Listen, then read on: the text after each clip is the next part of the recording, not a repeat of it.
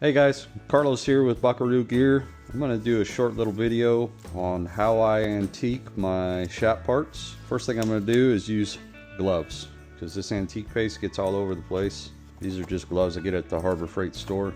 And the products I'm going to be using today are the Fiebing's antique finish paste. This is dark brown. They have all kinds of different shades and colors. I'm going to use Fiebing's Tan Kote for resist.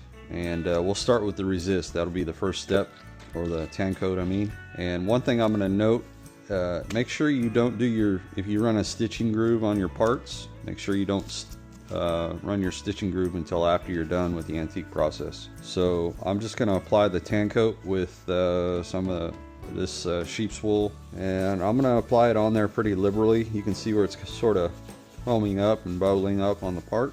And we'll get through, I'll speed this up and we'll do this for all the parts here real quick. Okay, now that we got that first initial Tan Kote on there for a light resist, I'm going to go ahead and start applying the antique paste. And I used to apply this with sheep's wool as well, but I learned that using an old toothbrush is a much better way to do it because it saves on quite a bit of waste of the antique paste. And learned this from Nancy Martini. Took a class with her and she showed us this technique with the toothbrush, and it sure saves on a lot of waste. So with the toothbrush you can also get down in there and all the cracks and crevices, especially when you're antiquing pieces that you flower carved that have a really deep background or deep knife cuts. So we'll go through and we'll do this and just get this on here as evenly as we can.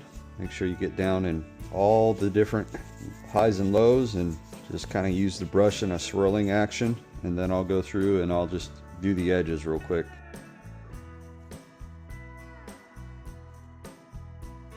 Okay, so some people have a trick to where they say they wait for the antique to dull up.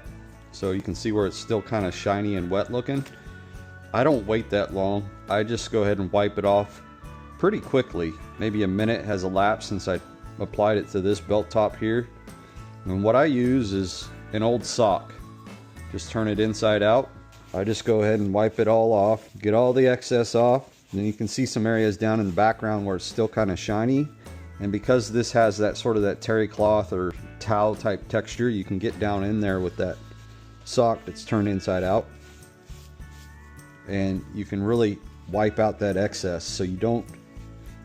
I see people post on different forums about having problems with their antique flaking out, and that's because they're not getting all the excess out, and that's my opinion. But with the sock you can really get down in there and get the excess off.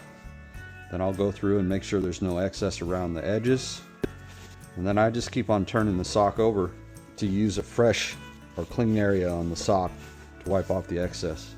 So that's the last thing I applied the antique to, so I'm going to go ahead and proceed with applying the antique to these others.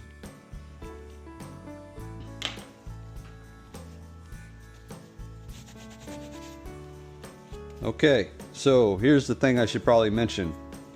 The longer you leave the antique on the part, especially when you're using Tan Kote as your resist, the darker, the more the antique color will impart itself on the product. So you can see I didn't leave it sit on there for very long. If you're very particular about getting more of a resist, then you're going to have to switch to a different type of product. I just happen to like the way the Tan Kote works as a resist. They do make purpose-made resist products that will not allow the antique to penetrate, and you could use that selectively in different areas, and there's all kinds of other ways to do it, but this is just the way I do it. This is the look I like. Okay, and now the next step would be to reapply Tan Kote, and this is going to do two things. It's going to take some of the excess off of the parts, some of the excess antique off of the parts that you didn't get with the sock, and then it's also going to seal it up and give it a little bit of a satin sheen. And you can just kind of see as I'm applying it how the color really pops. This is the look I like to go for, and I'm putting it on there fairly liberal. You can also use like a paper towel. Paper towel is going to pull up a lot more antique out of the low spots. I feel like using this sheep's wool does two things. It kind of buffs and it also kind of cleans the surface of the leather. Sort of acts like a sponge in a way to where it's going to pick up anything that's still loose on there as far as the antique is concerned. So we'll go ahead and apply this to all the parts. Okay, that's it. We'll just let this dry, then we can go ahead and proceed. Glue and sew and line, whatever you're doing with the parts that you're antiquing, you can go ahead and do that. You can do your stitching groover now after this is all dried.